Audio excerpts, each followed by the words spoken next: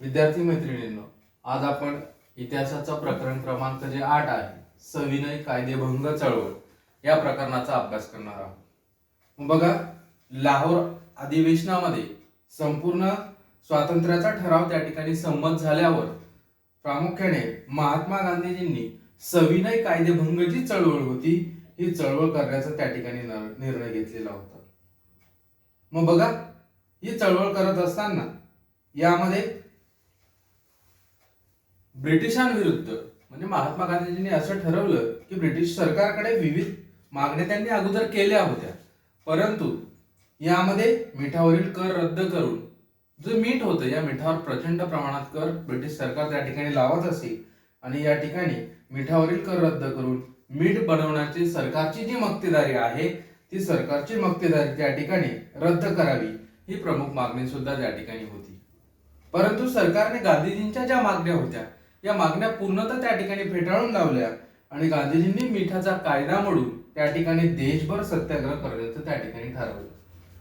मग मीठ हा सामान्य जनतेच्या आहारातील त्या ठिकाणी महत्वाचा घटक आहे, त्यामुळे मिठासारख्या जीवनावश्यक जी वस्तू आहे या जीवनावश्यक वस्तूंवर कर लादणं त्या ठिकाणी अन्यायकारक होतं.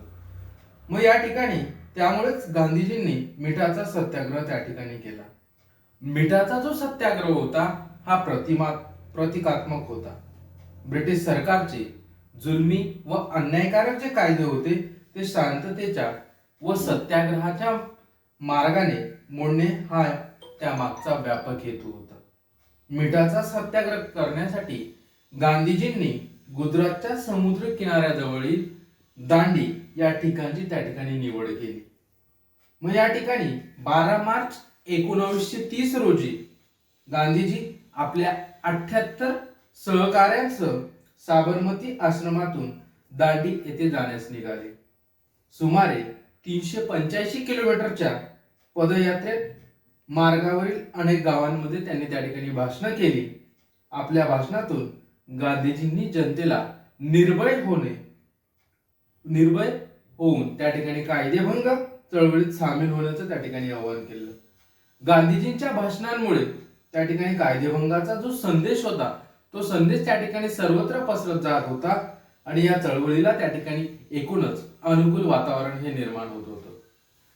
मग 5 एप्रिल 1930 रोजी गांधीजी दांडी येथे पोहोचले होते आणि 6 एप्रिल रोजी दांडीचा जे समुद्र किनारा होता या समुद्र किनाऱ्यावरील मीठ उचलून गांधीजींनी मिठाचा कायदा मोडला आणि देशभर त्या ठिकाणी सविनय कायदेभंग चळवळीला त्या ठिकाणी सुरुवात झाली.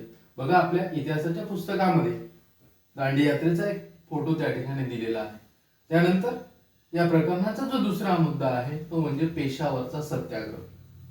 मग बघा, वायव्य जी सरहद आहे या वायव्य सरहद प्रांतामध्ये खान अब्दुल गफार खान हे गांधीजींचे निष्ठावान अनुयायी होते. त्यांना सरहद्द गांधी म्हणून सुद्धा ओळखलं जातं. त्यांनी खुदा है खिदमतगार या संघटनेची त्या ठिकाणी स्थापना केली. 23 एप्रिल 1930 रोजी त्यांनी पेशावर येथे सत्याग्रह सुरू केला आणि सुमारे आठवडाभर पेशावर शहर सत्याग्रहींच्या त्या ठिकाणी ताब्यात होतं. सरकारने गडवाला पलटणीला सत्याग्रहींवर गोळीबार करण्याचे त्या ठिकाणी आदेश दिले, परंतु गढवाल पलटणीचे जे अधिकारी होते ते म्हणजे चंद्रसिंग ठाकूर यांनी गोळीबार करण्यास त्या ठिकाणी नकार दिलेला होता. त्यामुळे लष्करी न्यायालयाने त्या ठिकाणी त्यांना जबर शिक्षा त्या ठिकाणी सुनावलेली होती.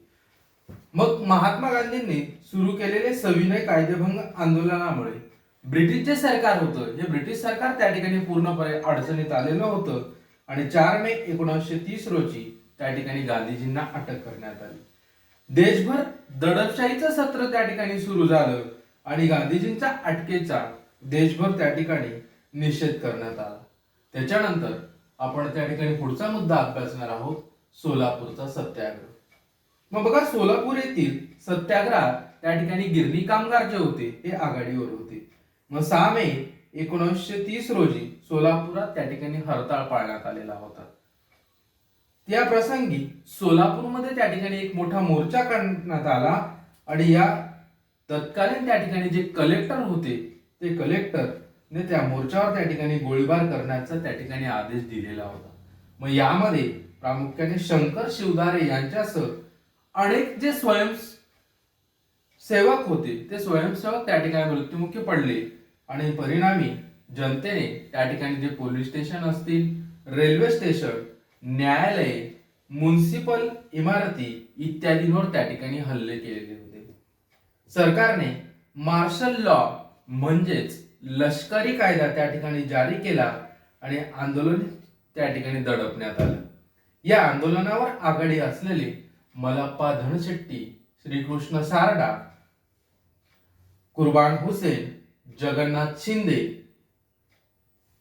यांना त्या ठिकाणी फाशी देण्यात आली. याच्यानंतर जो पुढचा मुद्दा आहे तो म्हणजे धारासना सत्याग्रह. मग बघा, गुजरातमधील धारासना येथे सत्याग्रहाचं जे नेतृत्व होतं ते नेतृत्व सरोजिनी नायडू यांनी केलेलं होतं.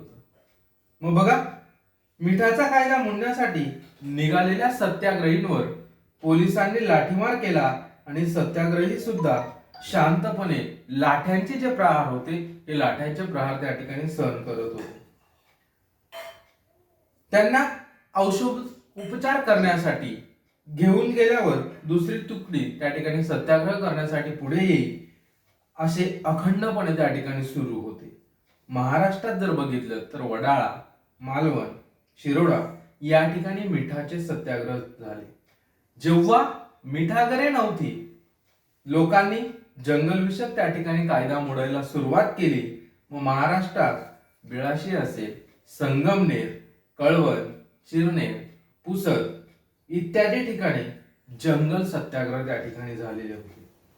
मग आदिवासींनी जंगल सत्याग्रहामध्ये मोठ्या संख्येने त्यासाठी सहभाग घेतलेला होता. त्याच्यानंतर आपण पुढचा जो मुद्दा अभ्यासणार आहोत तो म्हणजे बाबू गेनूचे बलिदान. मग बघा, मुंबईत त्यावेळेस जो परदेशी माल होता या परदेशी मालावर बहिष्कार आंदोलन सुरू झालेलं होतं आणि परदेशी मालाची वाहतूक करणारी वाहने आंदोलनकर्त्यांकडून त्या ठिकाणी अडवली जाईल. मुंबईतील गिरणीमध्ये काम करणारे जे बाबू गेनू होते या आंदोलनात त्या ठिकाणी आघाडीवर होते. मग पोलीस बंदोबस्तात परदेशी जो माल घेऊन जाणारा एक ट्रक होता, त्या ट्रकच्या समोर बाबू गेनू हे समोर आले आणि ट्रक अडवण्यासाठी ते रस्त्यावर आडवे पडले. पोलिसांनी त्यांना धमक्या देऊनही ते जागचे हल्लेच नाही. अखेरीस ट्रक त्या ठिकाणी त्यांच्या अंगावरून गेला आणि यात बाबू गेनूंना त्या ठिकाणी हौतात्म्य प्राप्त झाले. बाबू गेनूंचे हे बलिदान जे होतं हे बलिदान राष्ट्रीय चळवळीला त्या ठिकाणी प्रेरणादायी ठरलेलं होतं. मग बघा, या ठिकाणी पुस्तकामध्ये माहीत आहे का तुम्हाला कायदेभंग चळवळीची जी वैशिष्ट्य आहे हे स्वयं अध्ययनासाठी तुम्हाला त्या ठिकाणी इतिहासाच्या पुस्तकामध्ये दिलेलं आहे. त्याच्यानंतर आपण पुढचा मुद्दा अभ्यासणार आहोत, गोलमेज परिषद. मग बघा, सविनय कायदेभंग आंदोलन सुरू असतानाच भारताशी संबंधित घटनात्मक प्रश्नांचा विचार करावा असे ब्रिटनचे प्रधानमंत्री त्यावेळेस रॅमसे मॅकडोनाल्ड यांचे मत होते. याकरिता त्यांनी लंडनमध्ये एका परिषदेचे आयोजन केले आणि याच परिषदेला गोलमेज परिषद असं म्हटलं जातं. मग 1930 ते 1932 या कालावधीत साधारणतः 3 गोलमेज परिषदांचे आयोजन त्या ठिकाणी करण्यात आले. मग त्याच्यातील पहिली गोलमेज परिषद. मग बघा, रॅमसे मॅकडोनाल्ड हे पहिल्या परिषदेचे त्या ठिकाणी अध्यक्ष होते. या परिषदेला भारत तसेच इंग्लंडमधील विविध प्रतिनिधी उपस्थित होते. यामध्ये डॉक्टर बाबासाहेब आंबेडकर, सर तेज बहादूर सप्रू, बॅरिस्टर जिना इत्यादीचा सहभाग त्या ठिकाणी होता. केंद्रीय स्तरावर जबाबदार शासन पद्धती, भारतात संघराज्याची स्थापना अशा विविध विषयांवर या परिषदेत त्या ठिकाणी चर्चा झाली आणि या परिषदेत विविध राष्ट्रीय पक्ष व संस्थानिकांचे जे प्रतिनिधी होते त्या प्रतिनिधींनी त्या ठिकाणी भाग घेतलेला होता. मात्र राष्ट्रीय सभेने या परिषदेत त्या ठिकाणी भाग घेतलेला नव्हता.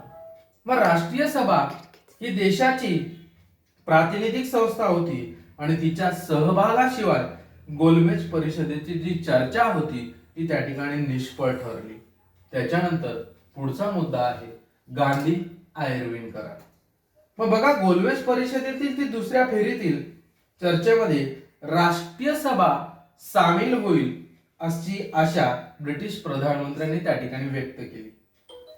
त्यांचे हे आव्हान लक्षात घेता व्हाईसरॉयने गांधीजींना व अन्य नेत्यांना त्या ठिकाणी तुरुंगातून मुक्त केले आणि राष्ट्रीय सभेला मोकळेपणाने चर्चा करता यावी यासाठी पोषक वातावरण त्या ठिकाणी निर्माण केले.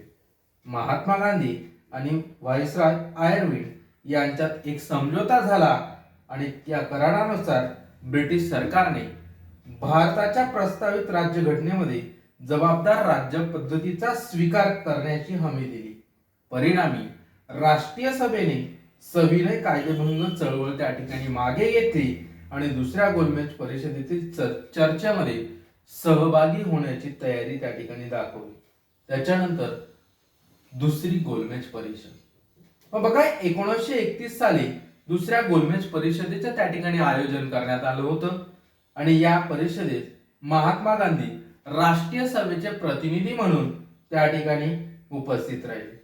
राष्ट्रीय सभेप्रमाणे भारतातील निरनिराळ्या जाती, जमाती, पक्ष तसेच संस्थानिकांच्या प्रतिनिधींना सुद्धा त्या ठिकाणी बोलावण्यात आलं होतं आणि गोलमेज परिषदेत सरकारने अल्पसंख्याकांचा प्रश्न उपस्थित केला.